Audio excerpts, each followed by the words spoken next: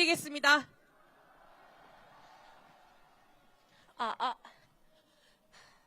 안녕하십니까. 저는 20대 여성이자 오토코리 섹슈얼이라는 성소수자이자 오타쿠이자 간호사인 김수경입니다. 반갑습니다. 먼저 제 앞에 소개한 이 모든 수식어를 한자리에서 말할 수 있는 곳이 있음에 감사드립니다. 저는 제가 이곳에 올라오면 얘기하고 싶었던 게 세 가지가 있습니다. 첫 번째, 제가 12.3 사태 당시에 있었던 일입니다. 저는 심뇌혈관 조영실이라는 특수파트에서 일하는 간호사입니다. 3교대 근무가 없는 대신 상근직으로서 일하며 당직 주간이 존재합니다. 당직 주간 동안은 병원 근처에서 24시간 동안 당시 대기합니다. 자다가도 밥 먹다가도 씻다가도 응급 환자가 있으면 뛰쳐나가야 합니다. 저는 그날 당시에도 응급 환자가 있어서 뛰쳐나와 병원에서 일하고 있었습니다. 계엄령이 터졌다고 과장님께서 뛰어들어오면 말하셨는데도 환자가 있기 때문에 저는 계엄령에 대한 이야기를 미뤄둘 수밖에 없었습니다. 시술이 끝나고 나서야 겨우 뉴스를 찾아보았습니다. 당장 국회 앞으로 달려가고 싶은데 병원에 일이 계속 있었습니다. 환자는 계속 있었습니다. 그 사실이 통탄스러웠고 제가 무기력하게 느껴졌습니다. 토요일날 국회에서 가결도 부결도 되지 않았다는 소식이 들었을 땐 우라통이 터졌습니다. 나는 국회 앞에 시위는 못 나갈 것 같아라고 친구들에게 말했었는데 다음 주에 나가게 되었네요. 라면서요. 그 다음 주부터 저는 국회 앞으로 나왔습니다.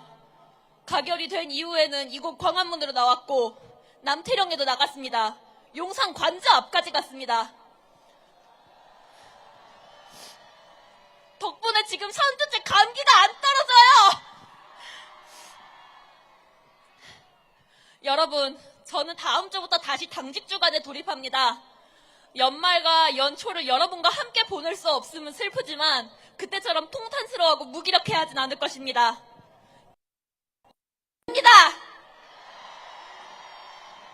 두 번째로 하고 싶었던 말은 말이라기보단 노래 가사예요. 아마 다들 아시는 분은 아실 거예요. 다시 만난 세계를 부르는 소녀시대의 또 다른 곡인데요.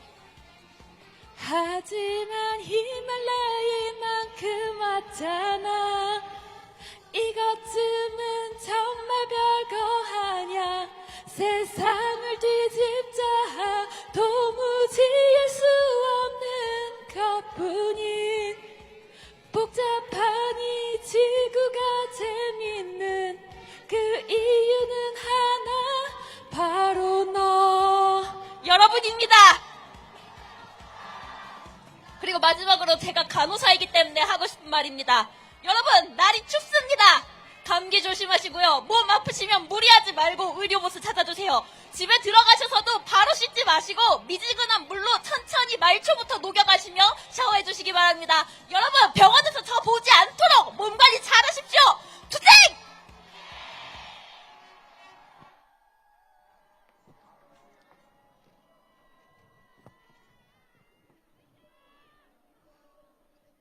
안녕하십니까? 저는 대전에서 온 공연예술계 전공 대학생 조예진이라고 합니다.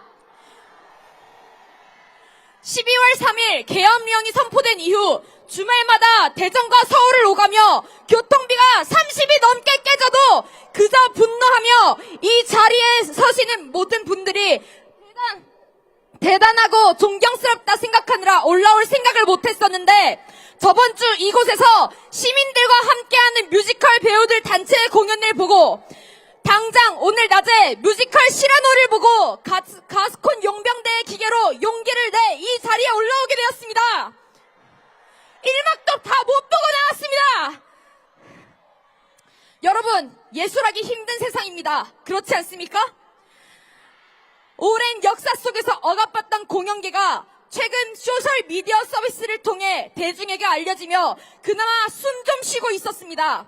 그런데 윤석열은 그런 저희에게 계엄령을 선포했고 계엄이 해제되지 않았다면 풍자와 해악은 발자취를 감추고 정부를 향한 진보한 찬양만을 뵙게 될 수 있었습니다.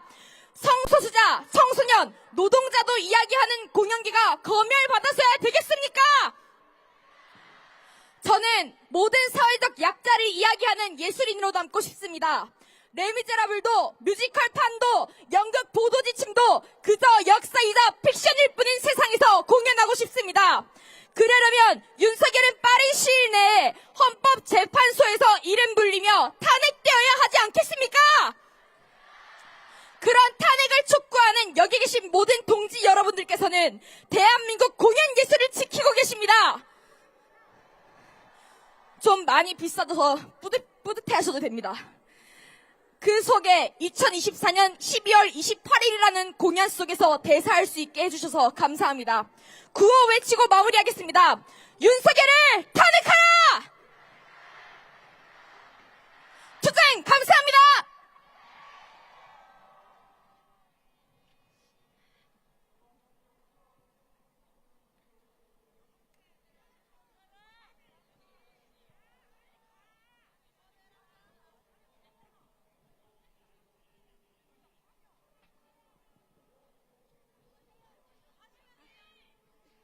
네, 안녕하세요. 경기도 안산에서 평범한 직장인입니다. 8년 전 부모님 손에 이끌려 나온 광화문에 친구들과 함께 나올 수 있게 돼서 감회가 새롭습니다. 사실 어렸을 적 저는 대통령이 탄핵되고 나면 모든 것이 정상으로 돌아갈 것이라고 생각을 했습니다. 근데 안일하게도 이번 시에 나올 때도 그런 생각을 조금이나마 가지고 있었습니다. 저에게 평화롭기만 한 삶이 누군가에게는 고통이란 것을 모르고 살았습니다. 제가 원했던 평범했던 삶이 누군가에게는 고통이란 것을 잘 몰랐습니다. 여성, 장애인, 농민, 성소수자, 이주 노동자들이 힘든 삶을 이어나가고 있다는 걸 잘 몰랐습니다.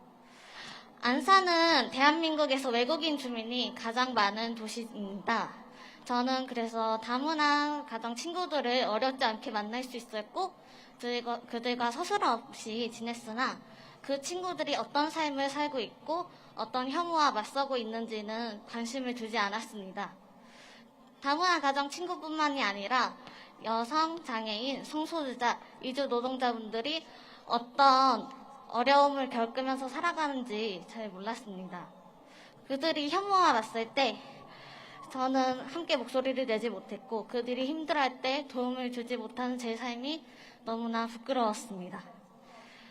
저는 행운으로만 알고 있던 선의로 만들어진 세상에서 살고 있었습니다.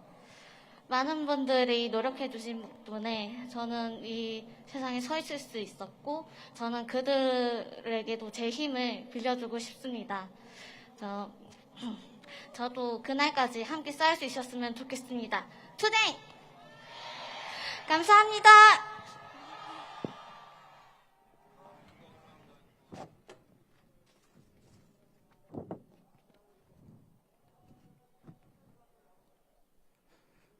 안녕하십니까.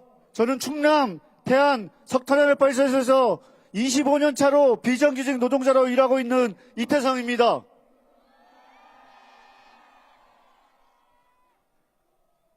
이곳 밝은 빛을 비치는 노동자들이 있습니다. 석탄화력 발전소는 저에게 그런 곳입니다. 노동자의 자부심과 땀이 있습니다. 오늘 저는 대학교 3학년, 4학년 두 딸과 아내와 이 자리에 함께합니다. 태안에서 넉넉하게 가정 살림을 꾸리지 못했기 때문에 두 딸들은 서울에서 월세 78만 원 단칸방에서 함께 생활하고 있습니다. 그리고 알바하면서 힘든 청년들의 모습을 함께 저는 보면서 가슴이 아픕니다. 윤석열 정부에게 이런 청년과 노동하는 국민이 있습니까? 기후위기는 심각합니다. 아니, 이제 재앙입니다. 그렇기 때문에 제가 일하는 석탄화력 발전소는 폐쇄되어야 합니다. 하지만 그 안에 8,418명의 일하는 비정규직 노동자들이 있습니다. 석탄화력 발전소가 폐쇄된다고 해서 노동자와 시민의 삶을 폐쇄.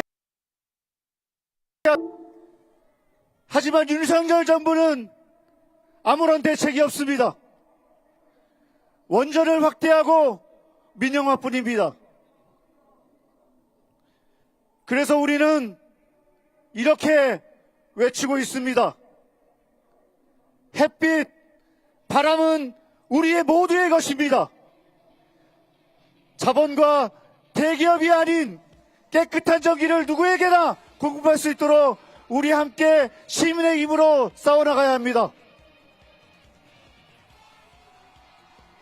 기후정의 이제 탄핵을 넘어 기후 실현으로 우리가 함께 만드는 새로운 세상에 함께 하겠습니다. 석탄화력 발전소 비정규직 농자농도 윤석열 탄핵 끝까지 투쟁하겠습니다. 고맙습니다.